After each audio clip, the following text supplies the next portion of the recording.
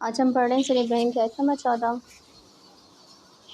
وَلَنُسْكِنَنَّكُمُ الْأَرْضَ مِن بَعْدِهِمْ، اور ہم ضرور آباد کریں گے تم کو اس سرزمین میں ان کے بعد. ذَلِكَ لِمَنْ خَافَ مَقَامِي وَخَافَ وَعِيدِ، یہ اس کے لیے ہے جو ڈرے میرے سامنے کھڑے ہونے سے اور ڈرے میرے عذاب سے. یہ آیت پریویس آیت کو آگے بڑھا رہی ہے، جس میں ہم نے پڑھا تھا نا کہ منکرین رسولوں کو ان کی اپنی زمین سے نکالنے کی دھمکی دیتے تھے، کہ جب رسول ان کو آ کے اللہ کے بارے میں بتاتے تھے کہ اللہ کی عبادت کرو، برے کام چھوڑ دو، تو وہ منکرین کیا کہتے تھے کہ ہم تمہیں تمہاری زمین سے نکال دیں گے، یا یہ کہ ہم تمہیں سنسار کر دیں گے، یا یہ کہ وہ نشانیاں مانگتے تھے نا. تو جواب میں اللہ تعالیٰ کی وحی آتی تھی.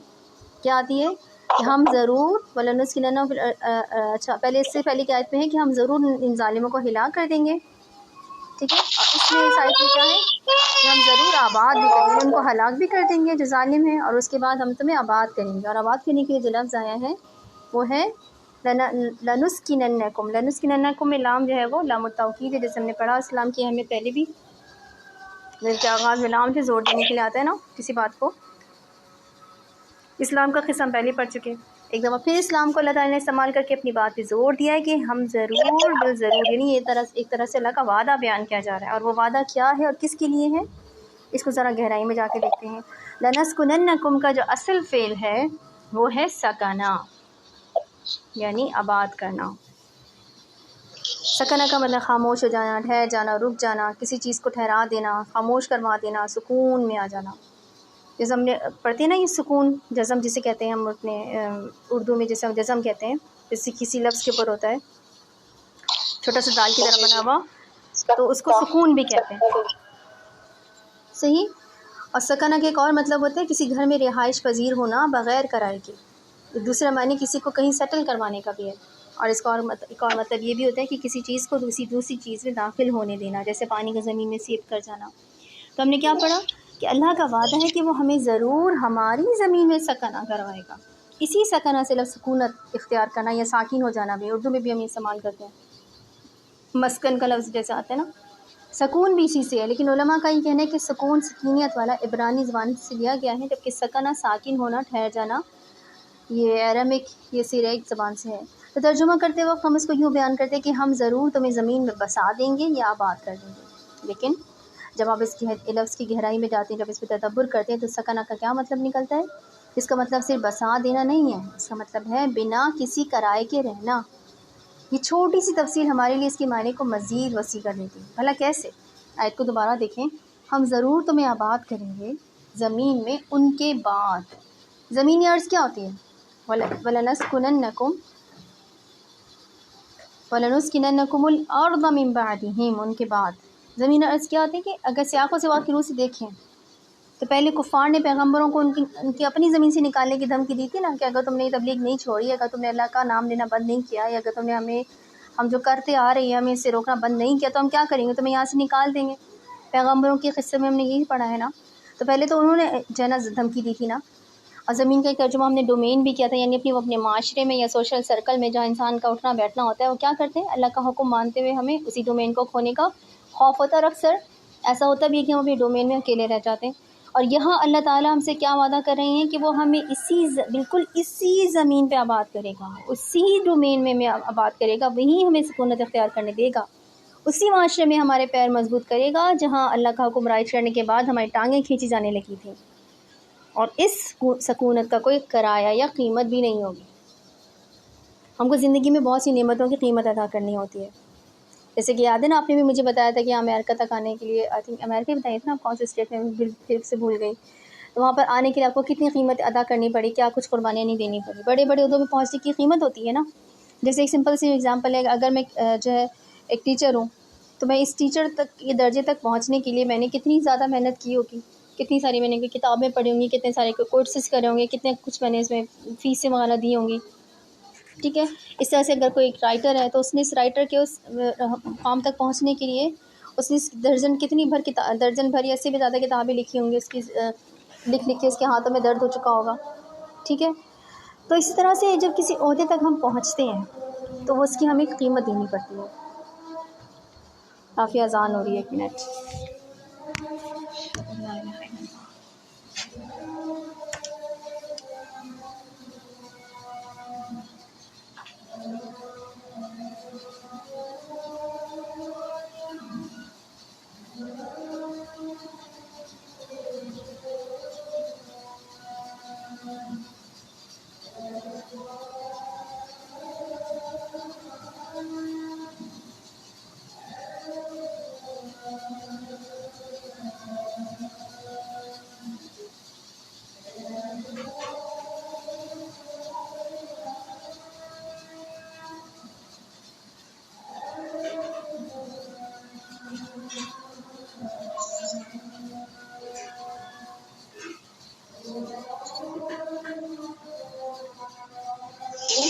ہاں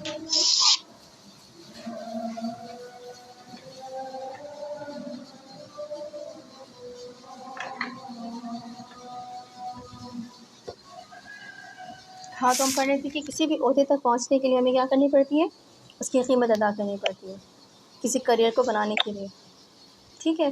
اور یہ کریئر ایک قیمت ہوتی ہے جو لوگ اپنے کریئر کو بنانے کے لیے ادا کرتے ہیں، یعنی وہ خوشی خوشی اور زندگی کو اپنے لیے خود چنتے ہیں. مگر اس آیت میں اللہ تعالیٰ ہم سے کیا وعدہ کریں کہ جس زمین کو کھونے کا ہمیں بہت خوف ہے اس میں ہم بنا کوئی قیمت ادا کیے دوبارہ آباد کیے جائیں گے. اگر دین کے راستے میں کچھ لوگ آپ سے کھو گئے، کوئی عہدہ آپ سے چھن گیا، کوئی مقام جس سے آپ گرا دیے گئیں، کوئی ڈومین آپ سے کھو گیا اور اس کا دکھ آپ کے دل سے نہیں جا رہا، تو اپنے غم کو کم کرنے کے لیے اس امید کو تھام دیں کہ اللہ نے آپ سے وعدہ کیا ہے کہ وہ اسی جگہ آپ کو پھر سے آباد کرے گا، وہاں آپ کے پیر مضبوط کرے گا اور وہاں آپ کو واپس بسائے گا، اور آپ کو کوئی قیمت ادا نہیں کرنی پڑے گی، یہ خود بخود ہوتا چلا جائے گا. آپ کو سمجھ ہی نہیں آئے گا کہ یہ کیسے ہوا، اور وہ ہر چیز کو واپس آپ کے حق میں ٹھیک کر دے گا. سکنہ کا ایک مطلب خاموش کرانا یا کسی چیز کو روک دینا بھی ہوتا ہے. مجھے لگتا ہے کہ اگر اس معنی میں ہم سکنہ کو دیکھیں تو ہمیں زمین میں بسانے کا ایک مطلب یہ بھی ہو سکتا ہے کہ ہمیں قرار آ جائے گا، ہمارے اندر کا شور تھم جائے گا، تو بے چینی ہماری زندگی میں ہے نا. ہم زندگی کے کسی نہ کسی فیز میں خانہ بدوشوں کی طرح ادھر سے ادھر بھٹک رہے ہوتے ہیں نا، ایک کام سے دوسرے کام کی طرف، ایک جاب سے دوسری جاب کی طرف، ایک شخص سے دوسرے شخص کی طرف، ایک عقیدے نظریے سے دوسرے کی طرف. دو چیزوں کے درمیان میں ہمارا کوئی اینکر نہیں ہو رہا ہوتا، ہم کوئی مضبوط شے نہیں ہوتی جو ہمارے پیروں کو ایک جگہ روک دے اور ہم وہاں ٹھہر کے اپنا کچھ بنا لیں. ہم بس بھاگ رہے ہوتے ہیں کیونکہ کوئی مرکز نہیں ہوتا ہماری زندگی میں. اور ایسے میں اگر اللہ تعالیٰ بالآخر کسی مقام پہ ہمیں ٹھہرا دے، ہمیں اتنا پرسکون کر دے کہ ہمیں ایک جگہ رک کے اپنی زندگی کو دوبارہ تعمیر کر سکیں اور اس چیز کی کوئی بھاری قیمت نہ چکائیں، تو اس سے بہتر دنیا میں اور کیا ہو سکتا ہے. لیکن یہ وعدہ کس کے لیے ہے؟ ذالک لمن خاف مقامی و خاف وعید. کس کے لیے ہے یہ اس کے لیے جو ڈرے میرے سامنے کھڑے ہونے سے اور ڈرے میرے عذاب سے. ڈرنے کے لیے جو لفظ استعمال ہوا ہے وہ ہے خوفا. لمن خوفا نکلا ہے خوف سے. خوف یہ وہی اردو والا خوف ہے جو ہم بچپن سے سنتے آ رہے ہیں، لیکن کیا ہے یہ بعض چیزیں ہم محسوس ہمیشہ سے کرتے آئے ہیں، لیکن ان کی گہرائی میں جا کے جب اس کو سمجھتے ہیں نا تو یہ بڑا دلچسپ عمل ہوتا ہے. اس لفظ کی گہرائی میں جب جاتے ہیں تو ہم دیکھتے ہیں کہ خوف کا ایک مطلب ڈرنا یا ڈر ہے، مگر یہ اس کا واحد مطلب نہیں ہے. اس کے علاوہ خوف کہتے ہیں دم بخود ہو جانے کو، ششدر رہ جانے کو، جس کہتے ہیں نا اسٹن. خوف کہتے ہیں شک کرنے کو، پریشان ہونے کو. اور خوف کے ایک اور معنی تھی کسی کے بارے میں کچھ جان لینا جس کا شک تھا اس پہ. ایک مطلب لڑائی بھی ہے، ایک اور مطلب ہے کسی چیز کو کم کر دینا یا چھوٹا کر دینا. اسی طرح خوفا جو اس لفظ جو آیت میں استعمال ہوا اس کے معنی بنتا ہے ڈرنا، اور دوسرا معنی بنتا ہے کسی کے روب میں ہونا، کسی کے لیے ادب اور احترام کا اتنا ہائی لیول ہونا کہ آپ اس کے روب میں رہیں. اور اس کا تیسرا معنی بنتا ہے کسی چیز کے بارے میں انتہائی فکر مند ہونا. چوتھے معنی کی کچھ سینس کر لینا، کسی چیز کا پہلے سے احساس ہو جانا. ذالک لمن خاف مقامی، یہ ہے اس کے لیے ڈرے میرے سامنے کھڑے ہونے سے. اب سامنے کھڑے ہونے کے لیے جو لفظ آیا ہے وہ ہے مقامی، ٹھیک ہے. اور مقامی کا لفظ نکلا ہے مقام یعنی قوامہ سے. قوامہ اس کا روٹ ورڈ ہے. قوامہ کا مطلب ہوتا ہے کھڑے ہونا، رک جانا، اوپر جانا، بغاوت کرنا، کسی جگہ ٹھہر جانا. لوکیشن کو بھی کہتے ہیں قوام. اور مقام کا مطلب ہوتا ہے کہیں ٹھہر جانا یا کوئی جگہ، بیٹھنے کی جگہ، رینک، پوزیشن، اسٹیٹس، سچویشن، سب اس کی میننگز میں آتے ہیں. ذالک لمن خاف مقامی، یہ اس کے لیے جو ڈرا میرے سامنے اپنے مقام سے. اب دوسری کیا بات بتائی گئی ہے؟ وخاف وعید، اور جو ڈرا میرے عذاب سے. وعید، اب عذاب کے لیے یہاں لفظ وعید کا آیا. وعید کا لفظ نکلا ہے اسی سے جو ہم نے بتایا تھا نا، وعدہ سے، جس کا روٹ ورڈ ہے، جس سے وعدہ کا لفظ نکلا ہے، تو اس کا مطلب ہو گیا وارننگ دینا. وعید وہ وارننگ ہے جس کا وعدہ کیا گیا ہے، اس لیے یہ سزا کے معنی میں بھی آتی ہے، یعنی وہ جو ڈرا میری سزا کے وعدے سے. اللہ تعالیٰ نے زمین میں آباد کرنے کے لیے 2 شرائط رکھی جن کا انسان میں ہونا ضروری ہے، اور انہی کی وجہ سے اللہ تعالیٰ اس کو قابل سمجھے گا کہ وہ اس کو بنا کسی قیمت ادا کیے بغیر اس کی زمین میں آباد کر دے. پہلی شرط کیا ہے؟ لمن خافا مقامی، جو ڈرا جو ڈرا اللہ کے سامنے کھڑے ہونے سے.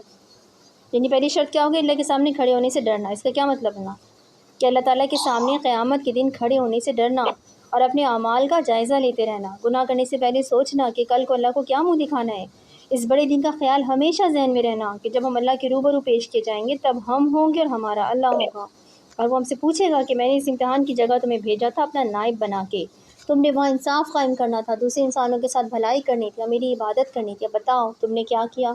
میں تمہیں تمام عمر نعمتیں اور رزق دیتا رہا، تھوڑا دیا یا زیادہ دیا، یہ دونوں تمہارا ٹیسٹ تھے، اب بتاؤ تم نے کیا کیا؟ تمہیں معلوم تھا یہ تمہارے امتحان ہے، پھر تم کیوں نہیں ڈرے اس دن سے جب تم میرے سامنے پیش ہوگے، جب تمہیں ہر دل دکھانے کا حساب دینا ہوگا، جب تمہیں ہر جھوٹ ہر نافرمانی کا حساب دینا ہوگا؟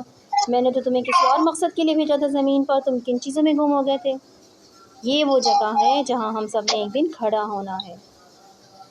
اچھا، جب کبھی ہمیں کسی ٹیچر کے سامنے پیش ہونا پڑے، کبھی ماں باپ کے سامنے یا کسی کورٹ میں پیش ہونا ہو، تو انسان کتنا شدید خوف و پریشانی کا شکار ہوتا ہے۔ سوچیں اس بڑے دن اپنے رب کے سامنے پیش ہونا کیسا ہوگا، جس سے کچھ نہیں چھپا ہوا، جس کو اندر باہر کا سب معلوم ہے، اس کو ہمارے تمام اعمال کا علم ہے، ان کا بھی جن کو ہم بھول چکے ہیں۔ تو ایسے میں ہم نے اس پیشی کی کیا تیاری کی؟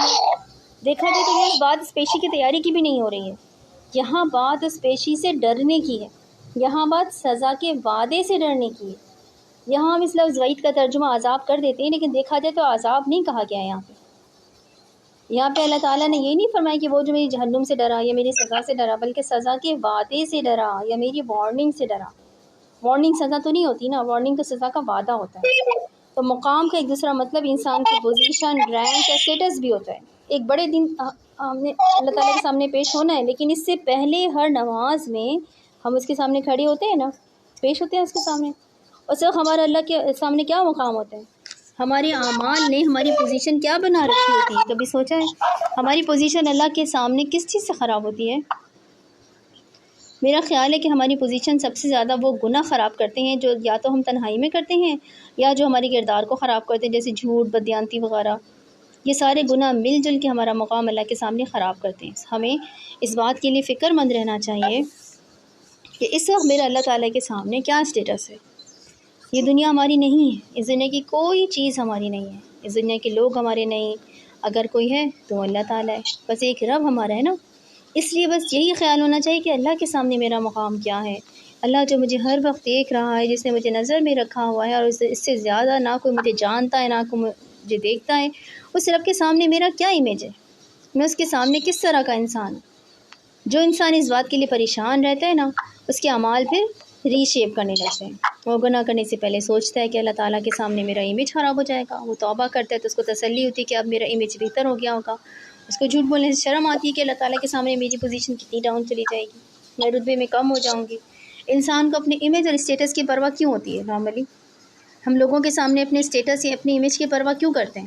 تاکہ آپ کی عزت کی جائے نا، آپ کو اچھا سمجھا جائے۔ کوئی بھی نہیں چاہتا کہ اس کو برا سمجھا جائے، کیونکہ جب انسان کو برا سمجھا جاتا ہے تو اس کو محبت نہیں ملتی، اس کو کوئی اچھی چیز نہیں ملتی، لوگ اسے دور چلے آتے ہیں۔ سو لوگوں کی محبت، دنیاوی فوائد لینے کے لیے اور انسانوں کو اپنے ساتھ رکھنے کے لیے ہم چاہتے ہیں کہ ہمارا امیج خراب نہ ہو، ہم سر اٹھا کر چلنے کے قابل رہیں۔ اسی طرح انسان اللہ کے سامنے اپنے مقام کے بارے میں ایک فکر کب کرے گا؟ اور اس فکر مندی میں جو خوف ہوتا ہے، اس میں ادب اور رعب کا عنصر زیادہ ہوتا ہے، تب جب انسان کو اللہ کی سزا کے وعدے کا ڈر ہوتا ہے۔ انسان کو یہ ڈر اپنے اندر پیدا کرنے کے لیے کچھ باتیں یاد رکھنی چاہیے، مثلاً یہ کہ اعمال کے نتائج ہوتے ہیں، ہر عمل ہمیں یا تو اللہ سے قریب کر رہا ہوتا ہے یا دور۔ ہم نے اپنے اعمال کو یوں جج کرنا ہے کہ یہ ہمیں ہمارا عمل رب کے سامنے بہتر بنا رہا ہے یا بدتر۔ ہم نے اپنے آپ کو بار بار یاد کرانا ہے کہ اگر ہماری پوزیشن اللہ تعالیٰ کے سامنے خراب ہوئی تو ہمارے پاس پھر کچھ نہیں بچے گا، اس دنیا میں صرف ایک رب ہی تو ہمارا ہے، اور اگر ہم نے اسی کے سامنے خود کو بے عزت کروایا، تھوڑی سی لذت یا تھوڑے سے دنیاوی فائدے کے لیے اس کے سامنے اپنا مقام کھو دیا، تو پھر ہم نے زندگی میں کیا کمایا؟ اگر رب کو ہی کھو دیا تو پھر کیا حاصل؟ اور جب آپ اپنے رب کے سامنے اپنے مقام کے بارے میں فکر مند رہتے ہیں تو کیا ہوتا ہے؟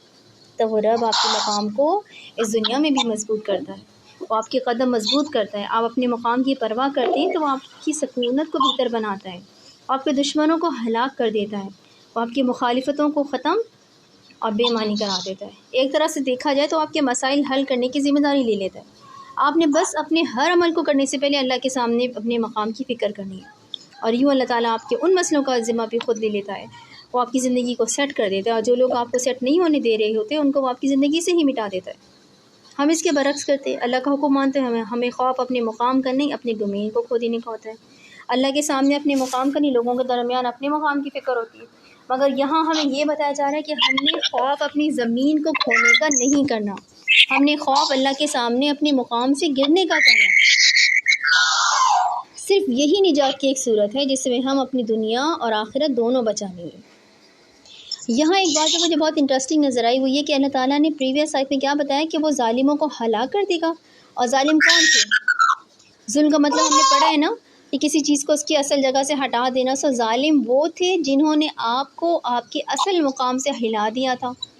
لیکن اگر آپ اللہ کے سامنے اپنے مقام سے ڈریں تو اللہ تعالیٰ ان ظالموں کو مٹا کے آپ کو آپ کا دنیاوی مقام بھی واپس عطا کرے گا۔ الفاظ سے کیا خوبصورت آنا بانا بنایا گیا نا۔